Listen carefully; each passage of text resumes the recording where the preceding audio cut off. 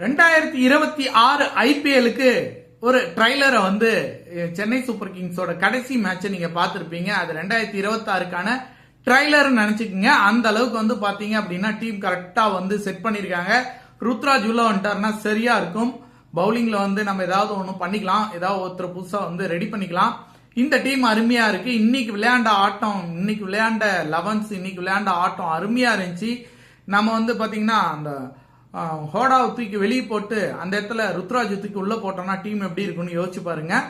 அதை நம்ம பின்னாடி யோசிச்சுக்கலாம். சூப்பரா விளையாண்டாங்க. சென்னைக்கு ஒரு விசில் போடுன்னு சொல்ற அளவுக்கு வந்து பாத்தீங்க அப்படின்னா நல்ல ஒரு பர்ஃபார்மன்ஸ், சூப்பரான ஒரு ஓப்பனிங், ஒன் டவுனும் சூப்பர், அதுக்கப்புறம் வந்தவங்களும் சூப்பர் யாருன்னா ப்ரோவிஸ் தான்.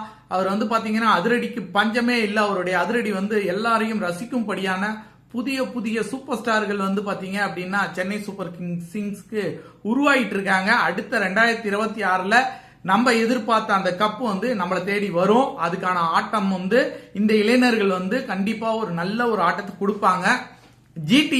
ஜிடியை கதற விட்டாங்களா அப்படின்னா கண்டிப்பா கதற விட்டாங்க. ஜிடி வந்து இதே நிலைமையில போச்சு அப்படின்னா பிளே ஆஃப்ல போய் ஒன்னும் பெருசா சாதிக்க முடியாது. ஏன்னா பவுலிங் சுத்தமா எடுப்பல்ல. பவுலிங் சைடு ரொம்ப வீக்கா இருக்காங்க. இதை அவங்க மாத்திக்கலன்னா பிளே ஆஃப்ல ரொம்ப கஷ்டப்பட போறாங்க. பேட்டிங் என்னதான் ஸ்ட்ராங்கா இருந்தாலும் ஓப்பனிங் ஒன் டவுனை தவிர அந்தாண்ட யாருமே நின்று ஆடுறதுக்கு இல்லைங்கிறத பல தடவை சொல்லியிருக்கோம். ஓப்பனிங் நல்லா விளையாண்டனாலதான் இத்தனை மேட்ச் அவங்களால ஜெயிச்சு பிளே ஆஃப்குள்ள போக முடிஞ்சு. இப்போ உஷாராயிக்கீங்க.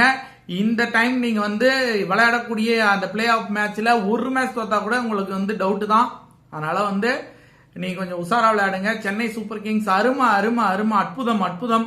கடைசி மேட்ச் சூப்பரா வெற்றியோட சென்னை சூப்பர் கிங்ஸ் ரசிகர்களை ஹாப்பி ஆக்கின சென்னை சூப்பர் கிங்ஸ் பிளேயர்ஸ்க்கு நன்றி.